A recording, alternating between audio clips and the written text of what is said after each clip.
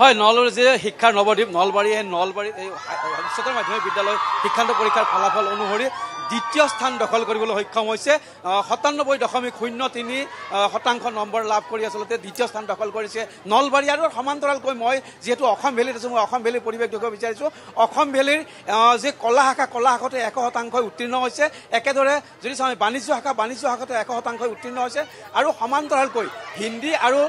তৰ্কশাস্ত্ৰ বিষয়ত অসমৰ ভিতৰত সৰ্বোচ্চ নম্বৰ লাভ কৰিবলৈ সক্ষম হৈছে প্ৰথমতে মই সেই বিদ্যালয়ৰ দৃশ্য কিছু দেখুৱাবলৈ চেষ্টা কৰিম সহযোগী ভিডিঅ' জাৰ্নেলিষ্ট ৰেজুৱে দেখুৱাই আছে এয়া হৈছে এই বিদ্যালয়ৰ ছাত্ৰ ছাত্ৰীৰ যথেষ্ট ফূৰ্তি মই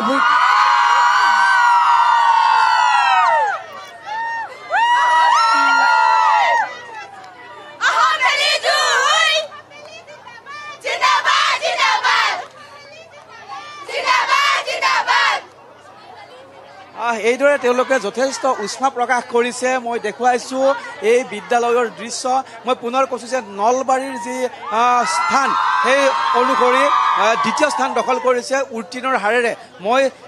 অধ্যক্ষৰ কাষলৈ যাব বিচাৰিছোঁ মই আপোনাৰ কাষলৈ আহিব বিচাৰিছোঁ আপোনালোকৰ বিদ্যালয়ৰ পৰা এইবাৰ দুগৰাকীকৈ ছাত্ৰই শীৰ্ষস্থান দখল কৰিবলৈ জানিব বিচাৰিছোঁ কি ক'ব নিশ্চয় বৰ আনন্দৰ কথা আমাৰ কাৰণে এই যদিও আমাৰ এইবাৰ স্থান উঠাই দিলে তথাপি আমাৰ যেটো ৰিজাল্টৰ পৰম্পৰা হেতু ৰক্ষিত হৈছে আমি দুটাই স্থান লাভ কৰিব বুলি ভাবিছিলোঁ ইতিমধ্যে দুটা ছাত্ৰই আমাৰ সৰ্বোচ্চ নম্বৰ পাইছে অসমৰ ভিতৰত আৰু তাৰ লগতে নলবাৰী জিলাৰ ভিতৰত কলা শাখাত আমি প্ৰথম স্থান লাভ কৰিবলৈ সক্ষম হৈছোঁ 291টা ছাত্ৰ ছাত্ৰী আমাৰ পৰীক্ষাত অৱতীৰ্ণ হৈছিল তাৰ 258টাই প্ৰথম বিভাগ পাইছে দুটাই শীৰ্ষস্থান লাভ কৰিবলৈ সক্ষম হৈছে দুটা বিষয়ত আৰু তাৰ লগতে কলা শাখাত আমাৰ 39 জন ছাত্ৰ ছাত্ৰীয়ে পৰীক্ষা দিছিল তাৰ 32 গৰাকী ছাত্ৰ ছাত্ৰীয়ে আমাৰ প্ৰথম বিভাগ লাভ কৰিছে আৰু বহু সৰহসংখ্যক ছাত্ৰ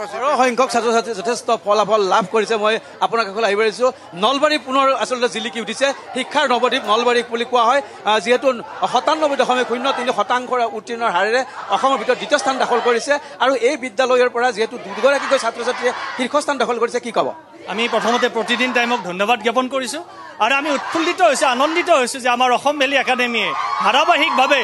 ফলাফল লাভ কৰি আহিছে আৰু এই ক্ষেত্ৰত আমি ছাত্ৰ ছাত্ৰীসকলক শুভেচ্ছা জ্ঞাপন কৰিছোঁ আমাৰ অভিভাৱক অভিভাৱিকা শুভাকাংক্ষীসকলক আমি ধন্যবাদ জ্ঞাপন কৰিছোঁ নিশ্চিতভাৱে এক আশাৰ খবৰ সকলোকে শুভেচ্ছা জ্ঞাপন কৰিছোঁ মই পুনৰ যদি ছাত্ৰ ছাত্ৰীৰ কাষলৈ যাব বিচাৰিছোঁ